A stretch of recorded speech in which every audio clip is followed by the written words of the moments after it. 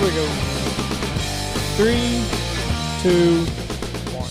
Boom, and welcome to the Big Honker podcast brought to you by Eyesight Drones. I'm Jeff Stanfield with the world famous Andy Shaver and Andy's youngest little turd, Jameson. And Uncle Tony's here too, right? Yes. Can you Hello. talk, or are you just going to say hello? We're going to have this is going to be a little different deal. We're going to pick one game for Thursday, and then when Andy gets back on Friday night, we'll have the picks for the rest of it on Saturdays. But before we do that, we're going to update from North Dakota. I got a guy that emails me from North Dakota. He's a farmer, and he said the top 10 things that you out-of-state hunters need to know when you go to North Dakota. Hold on. Number 10 is when talking to a landowner, if your buddy is a jackass, leave him in the truck. So, like if you and Tony are going somewhere, me and Tony, we make Tony stay in the truck. Number 9, if you get permission, call the landowner back and tell him how you did. Send pictures. Sometimes we like to brag if the random people hunting our farm do better than the neighbors hunting on their fields. So, if you do get permission, send the guy some pictures, let him know how you did. Number 8, if you're looking on OnX and you see that Douglas or James owns the land, don't ask for Douglas or James. Ask for Doug or Jim. If not, you're just going to look like a dumbass. Number 7, no one cares you know someone who lived in North Dakota for a week. Fuck, the state isn't that damn small. We don't know everyone. Number 6, don't expect some farmer to know who you are because you or your fucking cousin hunted a field 3 years ago, or think he saved your number and knows who you are when you call or text. Number 5, no means no. Don't be a dick and keep calling the same day to hunt the same field. But also realize you might have called just as a farmer screwed something up, so a different field the next day is worth a shot. Number 4, electronic posting is allowed with no signs in the field. This is new, so pay attention. Number 3, you cannot hunt an unharvested field without permission, even if it's not posted. This is standing crops to be harvested, cover crops and winter wheat rye. Do not drive in my damn rye field that may look like shit, but we are going to harvest this shit next year. Number 2, make friends with a farmer. When you do ask him for help getting on a neighbor's field, I always let a neighboring farmer's friend hunt our farm. Well, most always. And number 1, never block the fucking road. Bonus tips: if you're hunting in eastern North Dakota, wear a North Dakota State University football hat because, well, kissing ass never hurts, and North Dakota State University football kicks ass. There you go. That's the tips from North Dakota to the farmers. Okay, Tony and Andy. We're going to pick one week game for Thursday night. The Rams and Seattle. Where do they play? They're playing in Seattle. Rams. I'm taking the Rams. I'm taking the Rams. I'm taking the Rams to go to the Super Bowl. The Rams might not get beat this year.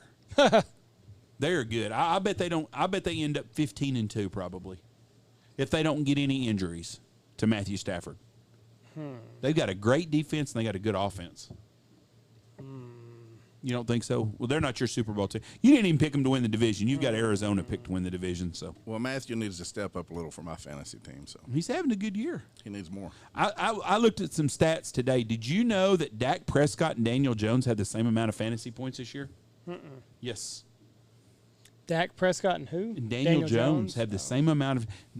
Dak Prescott is averaging 24 points a fantasy game, and so is Daniel Jones. You think Dallas is going to keep doing what they're doing?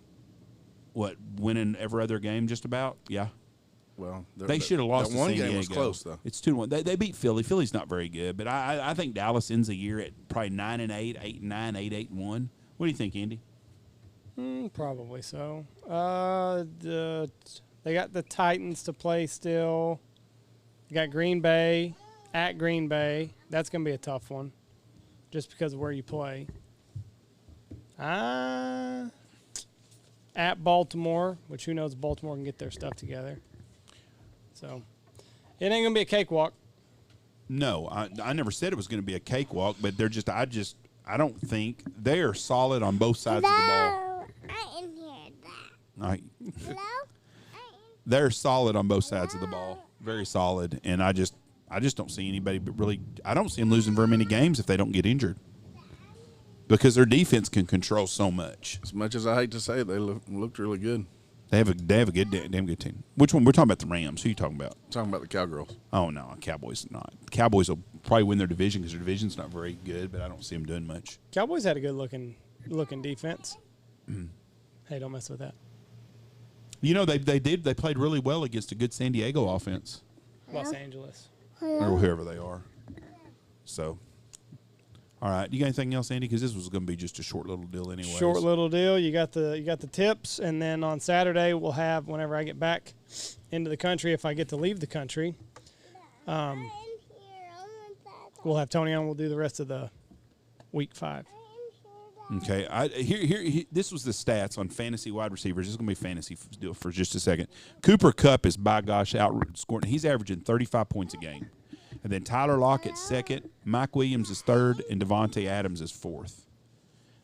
A lot of the big studs are on the bottom of the list. Yeah. And quarterbacks, this is the one that really – Kyler Murray and Tom Brady. Kyler Murray and Tom Brady are just barely – or 111 and 110 points. Then it's Derek Carr, Patrick Mahomes, Stafford, Kirk Cousins, Russell Wilson, Sam Darnold, Jalen Hurts, Josh Allen, Lamar Jackson, Dak Prescott's way down at the bottom, and that kind of surprised me. But he and Daniel Jones have the same amount of points. And your boy Kelsey's by far the best tight end in the league. By far. That's right. That's why I picked him. Be up there. Who's the number 1 running back? Derrick Henry by a bunch. Yes. Yeah. Aaron Jones, and DeAndre Swift are second and third. Cook was there until he missed out. Yeah, he was. And it made a big difference. All right, everybody, this was just a short one. Hope everyone's having a good little week. We'll have the rest of Pick'em come out on Saturday. Thank you, and God bless y'all, and have a good little week. Go check out all of our great sponsors. Check out Lucky Duck, Eyesight Drone Service, Gun Dog Outdoors, Bangtail Whiskey, Stanfield Hunting Outfitters, Goose Creek Retrievers, Looking Glass Duck Club Podcast, Dirty Duck Coffee, Boss Shot Shells, Dive Bomb Industries, Pacific Calls, and Shindy Gear Radio.